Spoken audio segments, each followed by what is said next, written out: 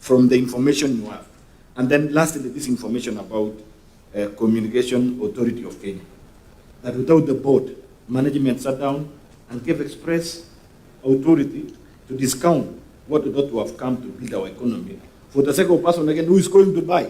So in any case, we will calculate the loss in terms of value you are giving us, that we are losing instead of 390, we are getting 200. So already there's a 190 loss, and then there's another 100 loss in terms of the licenses. So we are losing around 290 billion to get 200 billion. I think your statement initiates that we are actually giving out free, including giving out additional money of around 290 billion.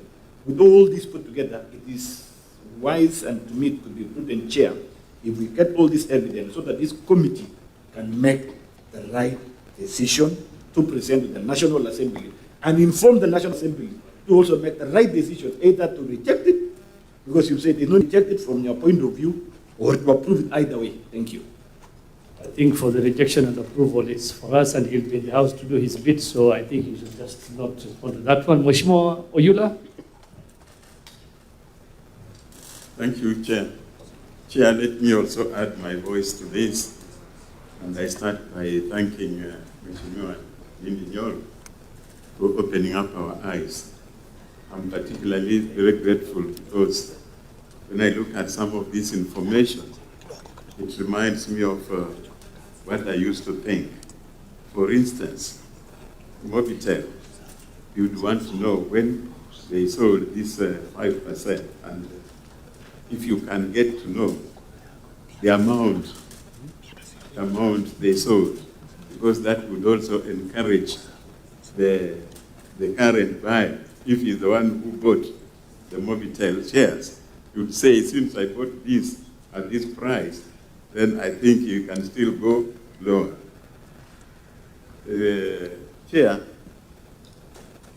Mheshimiwa Ndindi Nyoro has told us that when the Safaricom went to Ethiopia, the value of the company, was it shares?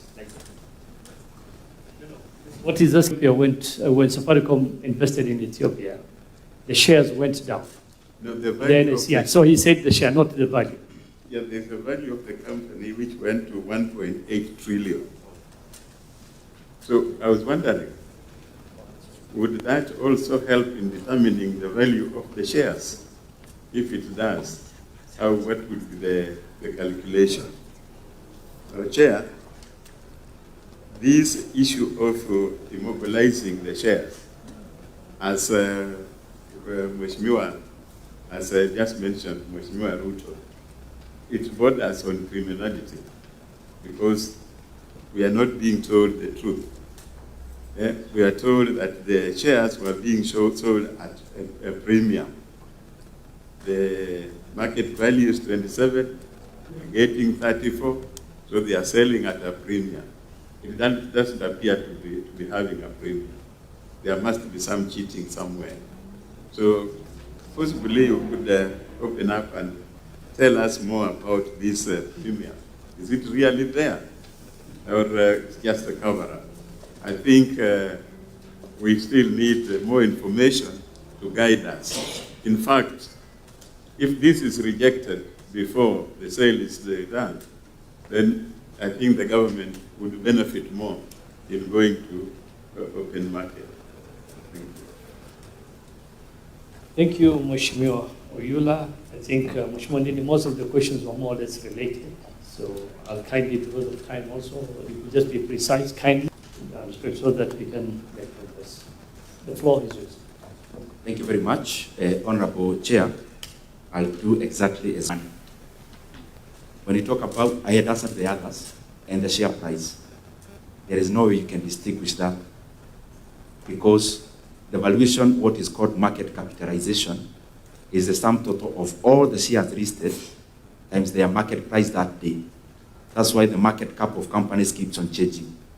Market cap, what I'm trying to say, does not necessarily communicate the valuation of the company based on the many examples I've given, some that have happened in the last 1 year, like Baburi and Amson, some that have happened in the year 2023 of Rare Pico, selling in the market at 27.50, and eventually buying the shares at 85 shillings for the same share.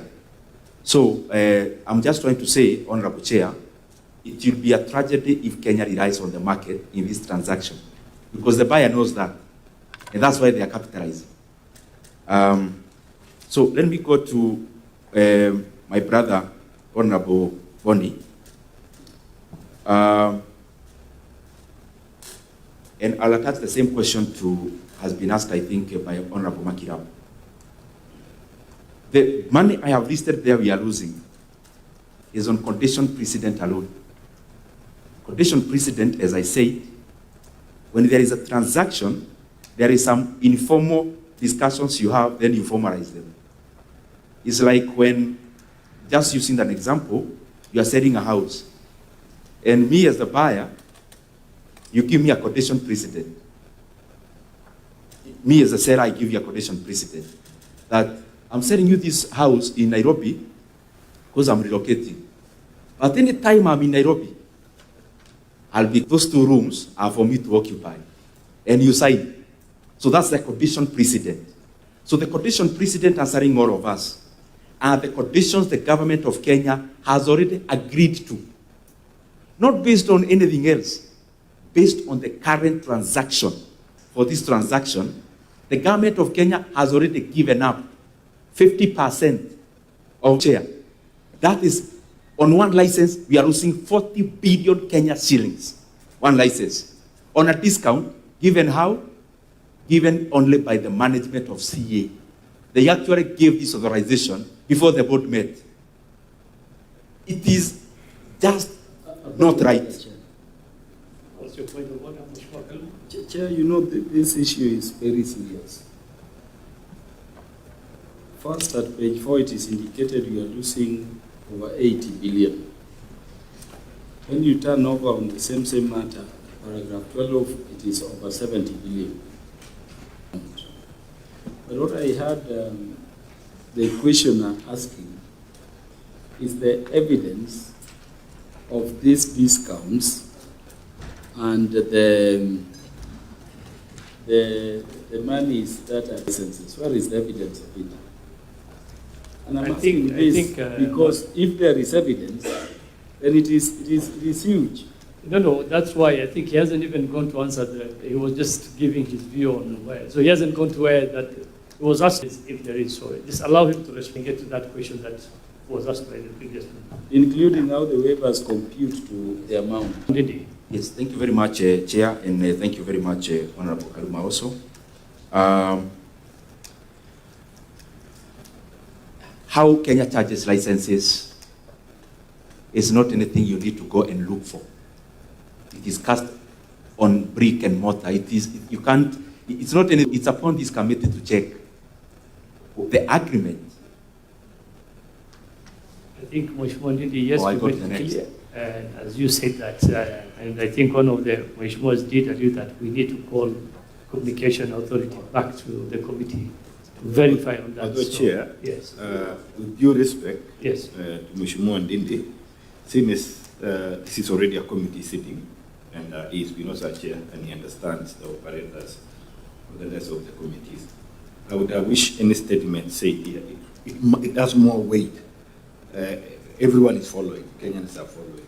If today we would get that evidence here, more than the way Chair, we will have a reason now to call the other person with the evidence provided by your stakeholder here, so that it doesn't, because they will also come here I think and tell us, Ruto, wait, come on. They will come here and tell us, call the person who say to come here.